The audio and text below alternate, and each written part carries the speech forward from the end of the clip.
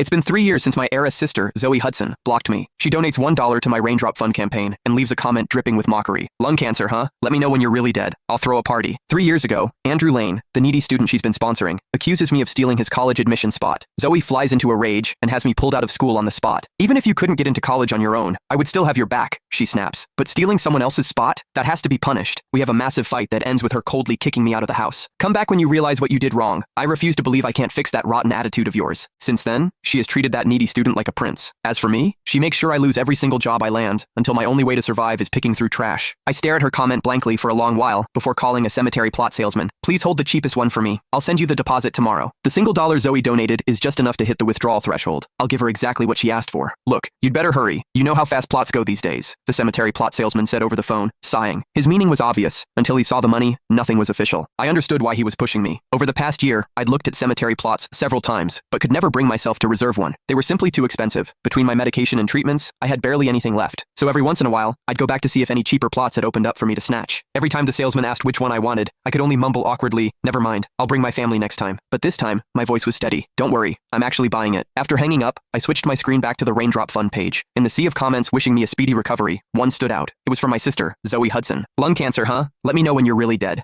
I'll throw a party. I read it over and over, still unable to believe those words had come from my own sister. Yet, thanks to the dollar she donated, my balance had finally reached an even $10,000, making it eligible for withdrawal. I pressed my lips together bitterly, and was just about to tap the withdrawal button, when a new donation and comment suddenly popped up. It was from Andrew Lane, the needy student Zoe had sponsored. He donated 1 cent and left a comment. Chase, come home. As long as you apologize properly, Zoe will forgive you. Don't fake something like this again. My fingers tightened around my phone, but after a moment, I said nothing, and submitted the withdrawal. Peanut, the stray cat I'd taken in, seemed to sense something was off with me, and kept rubbing against my feet. I crouched down to pat his head, then poured the last of the cat food into his bowl, filling it to the brim. He immediately limped over and started eating. He was a disabled cat with a badly broken leg. As he ate, he kept glancing back at me. When I met those pleading eyes, my own stung with tears. I felt like I was right back on the night Zoe kicked me out of the house. I could still hear her disgusted voice, cold enough to cut to the bone. If you won't admit you were wrong, then get out. I don't want you anymore. 3 years ago, Andrew had barely handed over his college admission spot to me before he turned around and told Zoe I'd bribed a teacher to steal it from him. He put his entire future on the line, betting that Zoe would blow up. The only teacher who could have vouched for me had retired and was traveling abroad. No one could reach him. Andrew had timed it perfectly, and his bet paid off. Zoe flew into a rage, refused to hear a single word of my explanation, and had me pulled out of school on the spot. I broke down, and we had a massive fight that ended with her slapping me hard across the face. Chase Hudson, you've never wanted for anything a day in your life, she snapped. Did you really have to steal? Andrew clawed his way up from nothing. Do you have any idea what that spot meant to him? When she ordered me to apologize to Andrew, I refused, stubbornly insisting that I had done nothing wrong. So, in the end, she kicked me out of the house. That day, I just sat outside, waiting for Zoe. I thought she was just angry in the moment, and that she'd call me back inside once she cooled down. But by the next morning, she still hadn't come looking for me.